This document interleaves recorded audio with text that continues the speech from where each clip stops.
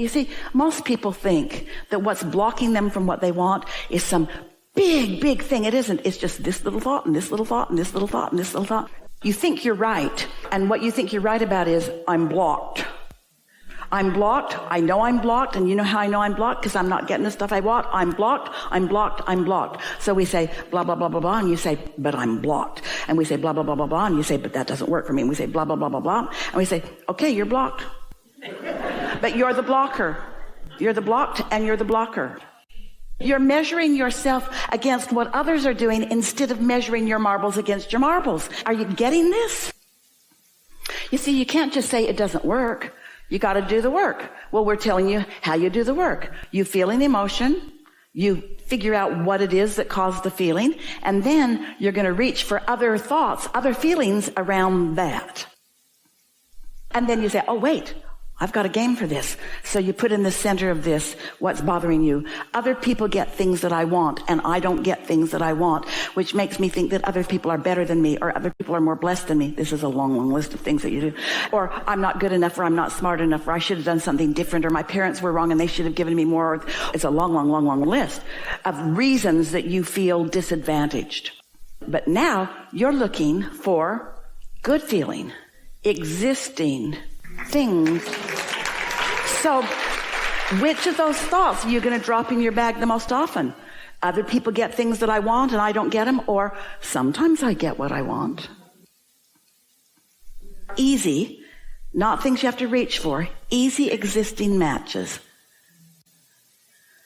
You have to train yourself. What's on the other end of the stick from disappointed? What's on the other end? Satisfied.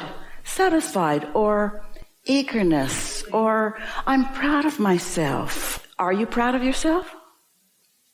You get the idea of this, don't you? That's the work. Your point of attraction is the work.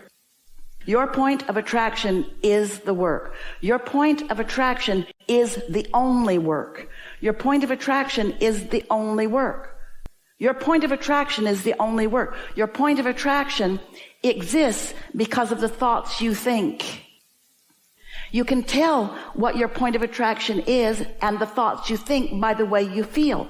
When you feel a thought that feels like disappointment or anger or any of those things that don't feel good, that means you're looking at it different than your inner being does. That's why you feel the pinched off version of yourself. And we think it's a lovely thing when any of you is feeling the pinched off version of yourself for any reason, and you just want to throw a fit. You should want to throw a fit, because a big deal's happening right now. You're pinching yourself off from everything you came for, everything you know, everything you want. In other words, you came to create, not to dabble and be sloppy with your thinking and oblivious to your guidance system. You came intending to use your guidance system.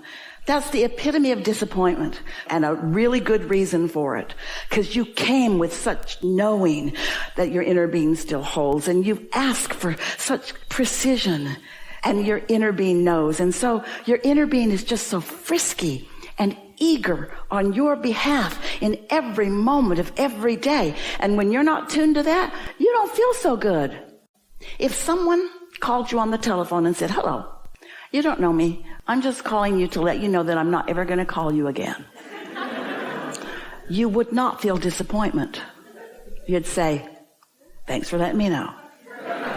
But if somebody you really care about were to say, I'm not ever going to call you again, you'd feel disappointment. The point being, when you want something that you are not having, you feel negative emotion. You get how this all fits together? If you were not asking in a really, really, really, really, really, really strong way for a whole lot of lovely life, your disappointment would not be so frequent or so acute. So it's a good thing. It's a good thing that you're sensitive to that. Because if you weren't sensitive to that, you wouldn't be asking. And if you weren't asking, we wouldn't be answering. And if you weren't listening, you wouldn't be able to do it. And you could just live your whole life in disappointment when that's not what you said.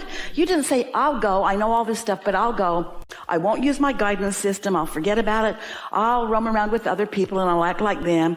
And we'll get together in groups, different groups for different reasons and complain about different things. And I will feel miserable and lonely and dissatisfied for all of my life. But it's okay, because then I'll croak and I'll reemerge into non-physical and then I'll feel good again. Not one of you said that. Not one of you said that, even though that is what's going to happen to most of you. But most people, that's what they do. They just live lives of quiet desperation, and now it's not so quiet. But not one of you thought that was a good idea. You all said, I'm going, and I'm going to be aware, and I'm going to look around, and I'm going to choose for myself, and I'm going to love for myself, and I'm going to love for others, and I'm going to choose lovely things in every moment, and I know that they will change as I move through time and space, and I'm going to ask, and I'm going to figure out how to let in what I ask for, and I'm going to demonstrate. I'm going to be one who the law of attraction demonstrates my ability to focus from the perspective of who I really am. I'm not going to let step one dictate my whole life. Step one's going to start it over and over and over again. Step one, knowing what I don't want, is going to help me know what I do want again and again and again and again and again.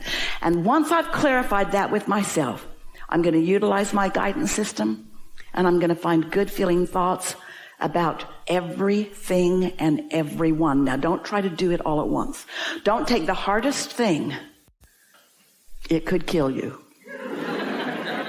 Start with easy things until you get the hang of this, until you understand that even very difficult things can lift off of you easily. And when they lift off of you emotionally, your point of attraction has changed, so they will lift off of you physically. You could have a dreaded, deadly, everybody says it, deadly disease.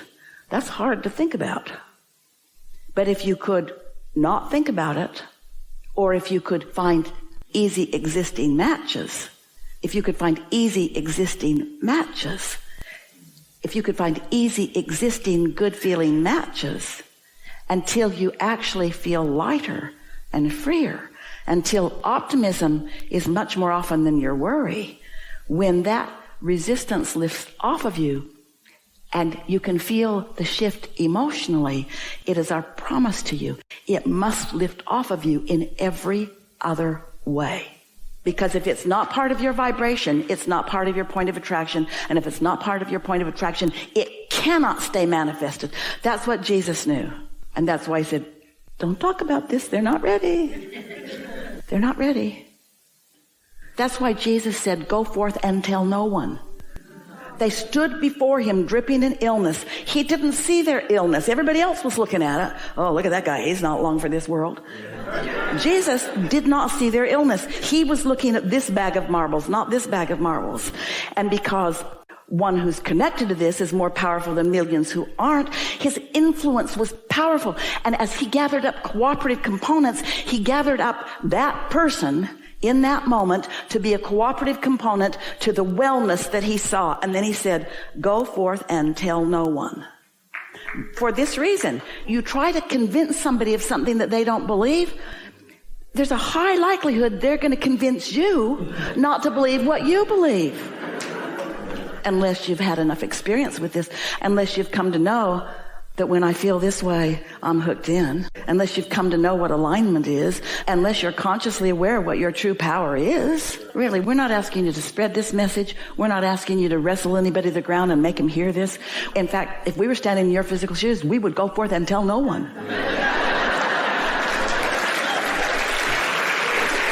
Because they're still arguing for their limitations. They call what she did a curse. And they'll call your abundance a curse. They'll call your clarity a curse. If you walk on water, they'll nail you up again. Because it doesn't fit with their picture of what they've decided is right and wrong. So if you can let loose a little bit of looking for right and wrong, because there isn't any, because everybody gets to choose, and instead you can look for the path of most allowance, which is also the path of least resistance, but it's the path of most allowance, the allowance of the whole of who you are. the path of most allowance of your empowerment, if you're looking for that, if you're looking for the path of most love and the path of most clarity, the path of most good feeling, rather than what's right or wrong, you can't go wrong. You can't go wrong. It's about utilizing your guidance system so that you can feel what your inner being knows and feels in this moment in time. It's about calibrating to that source energy within you, with what you've come to know, with what the perspective of source is for you. You could say, as a result of what you're feeling, what you've been living, and even what we've chewed on here today, you could say, it's my desire to run across more opportunity, to visit with people who are in the vicinity of what I know, because it's so satisfying. It's so satisfying to give them the relief of releasing resistance. Someone very dear to Esther's sister, made his transition a few days ago. And Esther was writing with Jerry about it. And Esther said, I'm not sad in the sad sense. We humans make that a more tender thing than it needs to be. Tender for the people that don't understand. And even maybe a little tender for me who does understand. Because it's a change. And Jerry wrote back to her, Esther, you have no idea yet, quite yet, the feeling of relief when you release all resistance. He said, you know that feeling of wanting somebody to get you to understand what you're saying? Here, he said, everybody gets you, and everybody loves you, and you love everybody. Well, don't you just want to be like that? You can be, but it's a practiced mindset, and there's a whole lot of things going on that make you feel regret or resentment or unfairness or injustice or. You just got to work those out one at a time as they come. You just got to clarify your own habit of marble gathering, and it doesn't take long. But the hard part is explaining it to other people who either aren't asking or who are in a place of really, really wanting. Here's the way we explain it to you all in a way that you really get it. Step one, which is the asking, that's the need. Step one, the vibration of it, of the question and the vibration of the answer are very different frequencies. A problem and a solution are very different frequencies. So people that are in the middle of a confusion or a problem or a question, you just can't fault them for not getting it because they're in step one. Don't ask people that are in step one to be over there with you in step three. And this is our big ask of all of you. Don't feel like you have to join them in step one to help them find the answer. Because when you join them in step one, you don't have the answer. Esther found herself really, really longing for Jerry standing with her so that she wasn't alone doing this, even though Jerry's standing with her. She's not alone, but it isn't what is, it's what you perceive that is that equals what you're offering vibrationally.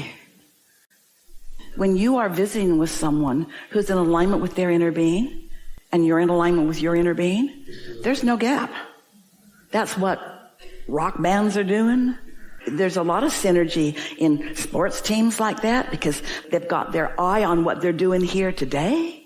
They're not trying to drag everything else into it. They're focused similarly. And most of all, they're in sync with their own inner beings. There's a lot of evidence of that you feel from time to time. But what we really want to say, don't work too hard to get anyone to get you. Because as hard as you work and as much as they may want to, nobody can really get you like your inner being gets you.